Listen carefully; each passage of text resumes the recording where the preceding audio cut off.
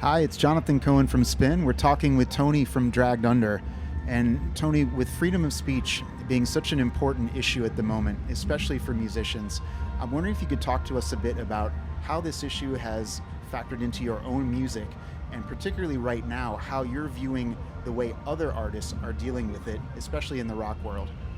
Yeah, I'll address the question backwards. So I think freedom of speech is obviously so important because it's the first and most fundamental right we have as Americans. It's a beautiful thing to have. A lot of people don't have the liberty of being able to say what they want when they want.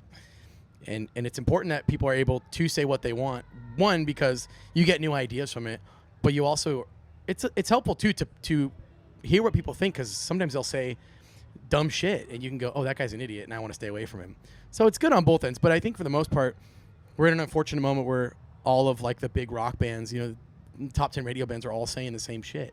And they're all talking about stuff that normal Americans or normal people around the world even can't identify with or don't understand. They're talking about these things like going through wars and walking through flames and doing, being gods and all this other stuff. It's just a little bit trite. And I live in rural America and I have a farm, and my family farms wheat, and we're not warriors, and sometimes you just want to hear like these big bands relate to people. And maybe that is truly how they feel. Maybe they can't relate because that's the life they live, is they just don't live these lives down here with you and me, right? People that have day jobs, people that are in small bands, people that have to go back home and raise children and, deal with the farm life or whatever.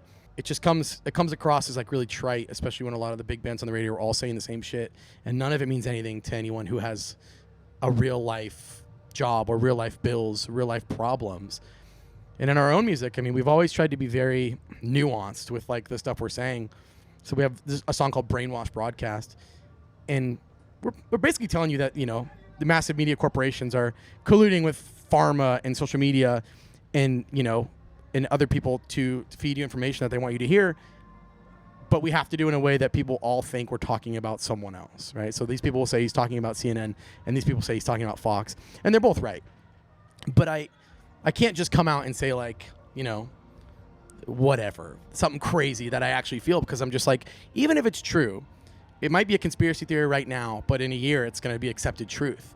But if you say it too early, it's like people have these short attention spans where you said something crazy at one time, turned out to be true, but at the time we didn't agree with it. And so you're already canceled, and there's no like path to retribution from this stuff. So we're not getting any cool, new, fun ideas from bands, because I feel like half of them maybe can't relate to us, but are also just afraid. They have this cool thing that they built over the last 20 years. They become famous musicians.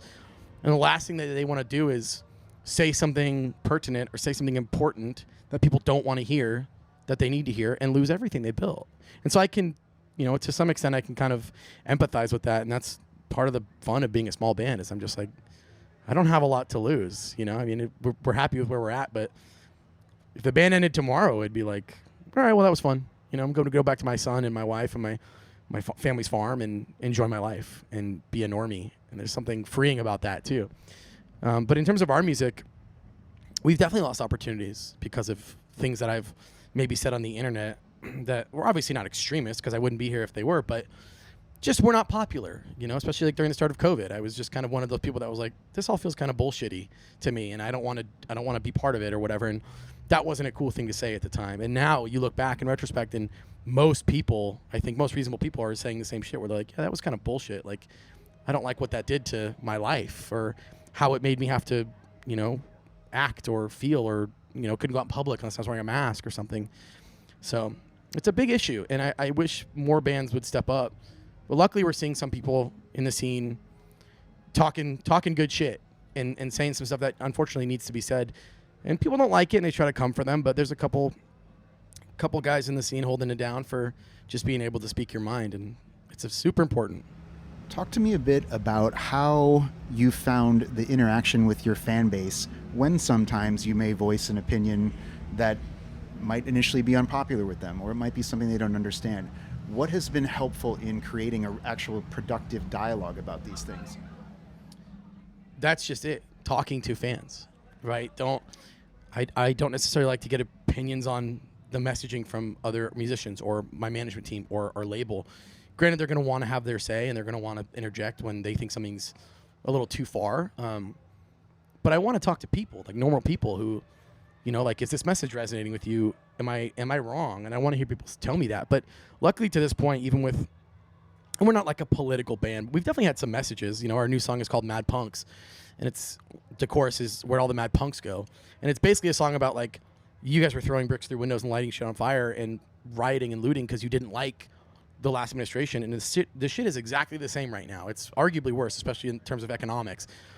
We're still in the wars. We're starting new wars. We're getting involved in, conflicts overseas.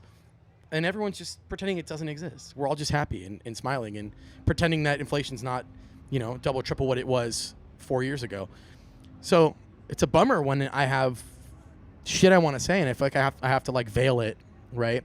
But the fans have been exceptionally responsive, and I think most of like, I don't want to say most, that's not right, but like a shocking number of people will agree with you when you don't parrot the shit that's on TV. I'm not saying the same thing as Don Lemon, right? And they're like, wow, refreshing. It's like a cold drink of water when you say some shit that's real to people, because they don't get it, especially from bands.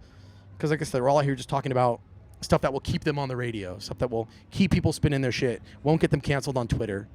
So it's a dark place to be in right now, and if you're just trying to tell the truth or talk some shit.